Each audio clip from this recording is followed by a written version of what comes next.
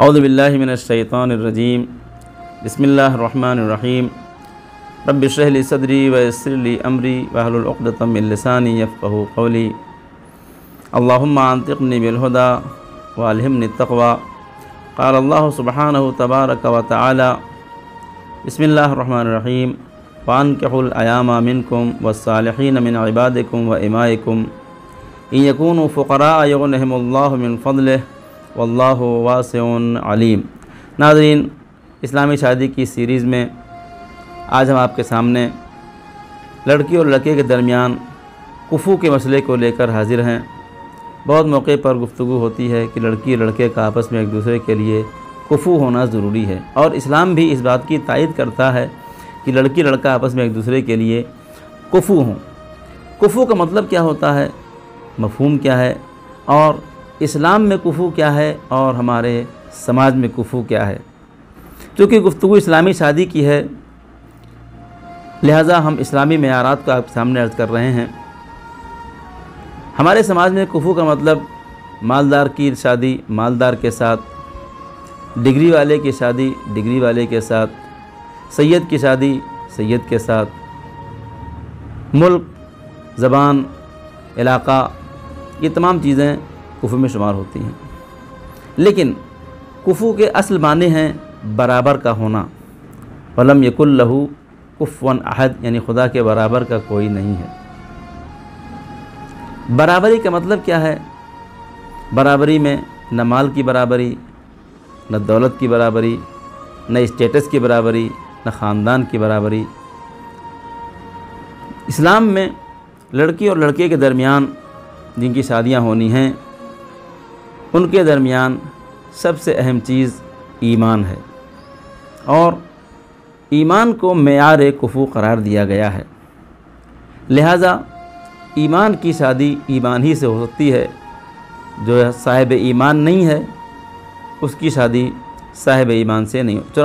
چنانچہ قرآن مجید میں آیت ہے کہ جو لوگ مشرکین ہیں ان سے تم نکاح نہ کرو، جو مشرکات ہیں ان سے نکاح نہ کرو، یعنی مشرک سے ایک مومن کا نکاح نہیں ہو سکتا ہے۔ لہذا مومن کا نکاح مومن سے ہی ہو سکتا ہے۔ دولت اور ثروت کی کوئی قید نہیں۔ چنانچہ مدینہ کے غریب ترین شخص جویبر ہیں اور امیر ترین گھر کی بیٹی زلفہ ہیں۔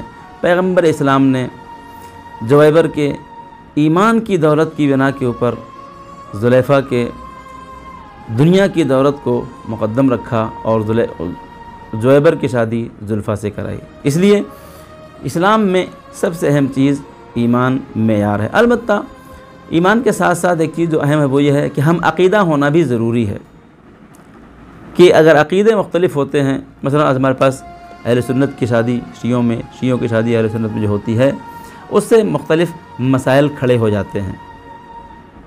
خاص طور سے بچوں کے لیے، بچہ تھوڑا بڑا ہوتا ہے تو دیکھ رہا ہے کہ میری ماں ہاتھ باندھ کے نماز پڑھ رہی ہے، باپ ہاتھ کھول کے نماز پڑھ رہا ہے، ماں 5 منٹ پہلے روزہ کھول رہی ہے، باپ 10 منٹ بعد روزہ کھول رہا ہے۔ یہ مشکلات عقائد کے اختلاف میں، چنانچہ عقائد کا اختلاف بھی نہ ہو، عقائد بھی ہم ایک طرح کے ہوں تو بہتر ہے۔ چنانچہ پیغمبر اسلام صلی اللہ علیہ وآلہ وسلم نے فرمایا کہ تم عورتوں سے ان کے جمال کے لیے شادی نہ کرو، اس لیے کہ ممکن ہے کہ ان کا جمال ان کی سرکشی کا باعث بن جائے۔ اسی طریقے سے ان کے مال کے لیے بھی ان سے شادی نہ کرو، اس لیے کہ ممکن ہے کہ اس کی طغیانی کا سبب بن جائے۔ لہذا دین کو دیکھ کے، دین کو معیار بنا کے شادی کرو، اس لیے کہ دین ہی انسان کے لیے اہم ہے اور دینداری ہی کفو ہے۔ اگرچہ ہمارے سماج میں بہت سی چیزیں رائج ہیں، وہ یہ ہیں کہ اگر کوئی غریب لڑکا کسی امیر کے یہاں رشتہ لے کے پہنچ جاتا ہے تو کہتے ہیں اپنا منہ دیکھا ہے، جتنا تمہارا مہینے کا خرچہ ہے اتنا ہماری بیٹی روزانہ خرچہ کرتی ہے، اور یہ دیکھ کے کہ وہ غریب ہے شادی نہیں کی جاتی ہے، جبکہ اسلام میں کچھ ایسا نہیں ہے۔ اگر ایک شخص متقی، پرہیزگار، دیندار ہے اور با اخلاق ہے تو اس کے مال و دولت کو نہیں دیکھنا چاہیے۔ کفو کا مطلب کیا ہے؟ کفو کا مطلب لڑکی لڑکا دونوں کا ایمان ایک ہو۔ البتہ یہ باتیں اہم ہیں کہ سماج میں کچھ چیزیں ہیں، مثلا بعض موقع پہ ایسا ہوتا ہے کہ ایک لڑکی ہائی ایجوکیشن ہے اس کے پاس، ایک لڑکا بالکل سے کچھ پڑھا لکھا نہیں ہے، اس کی شادی آپس میں کر کے مسائل کھڑے ہو جاتے ہیں۔ ایک لڑکا بہت پڑھا لکھا ہے، اس کے ساتھ ایک ایسی بچی کی شادی کر دیتے ہیں جس کو کچھ بھی نہیں آتا ہے، تو مسائل کھڑے ہوتے ہیں۔ لہذا ان تمام چیزوں کو بھی، حالانکہ ہم پہلے بیان کر چکے ہیں کہ تناسب اہم ہے۔ تناسب یعنی لڑکے کے اندر عمر کا تناسب، تعلیم کا تناسب، اخلاقیات کا تناسب اگر ہے تو بہت اچھی بات ہے۔ چنانچہ کفو کے سلسلے میں ہمارے چھٹے امام جعفر صادق علیہ السلام سے روایت ہے کہ کفو کیا ہے؟ کفو یہ الکفو ان یکون عفیفاً، کفو یہ ہے کہ دونوں لڑکی اور لڑکا دونوں عفیف یعنی پاک دامن ہوں، وعندہ یسار، اور لڑکا اپنے بیوی بچوں کا خرچ اٹھا سکتا ہو۔ سب سے اہم چیز پاک دامنی ہے۔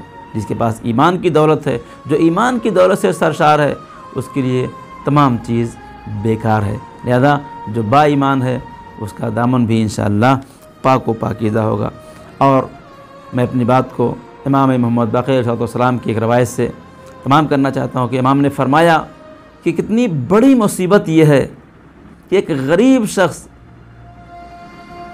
ایک شخص کے پاس رشتہ لے کے جائے اور وہ یہ کہے کہ ہم پیسے والے ہیں، ہم دولت مند ہیں اور تم غریب ہو، ہم تمہارے یہاں رشتہ نہیں کریں گے، یہ کہہ کے اس کو رشتے کو انکار کر دے۔ امام فرماتے ہیں اس سے بڑی مصیبت اور کچھ نہیں ہو سکتی ہے کہ یہ شخص جو دولت کے نشے میں چور ہے وہ نہیں دیکھتا کہ سامنے والے کے پاس ایمان کا کتنا بڑا سرمایہ اس کے پاس ہے۔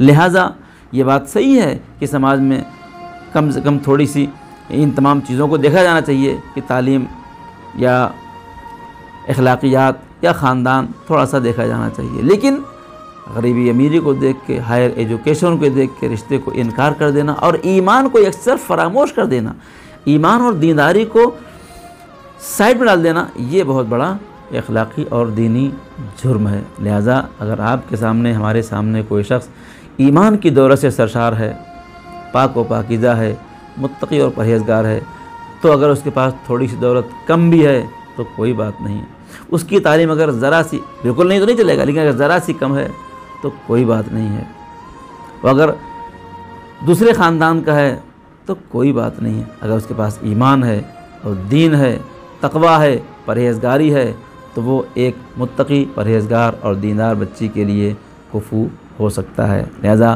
کفو کے بحث میں آپ اتنا سمجھ لیجئے کہ کفو میں اسلام، سماج میں کچھ بھی ہو، مال دولت کچھ بھی ہو، لیکن اسلام میں اور سب سے اہم چیز کفو کے لیے انسان کا ایمان ہے۔ اللہ ہم سب کے ایمان کو محفوظ رکھے اور اپنے بچوں کی ایمان کے سائے میں پرورش کرنے کی ہمیں توفیق عطا فرمائے۔ خدا دعائے پالنے والے ہماری اس خدمت کو قبول فرما۔ ربنا تقبل منا انک انت السمیع العلیم۔ والسلام علیکم ورحمۃ اللہ وبرکاتہ۔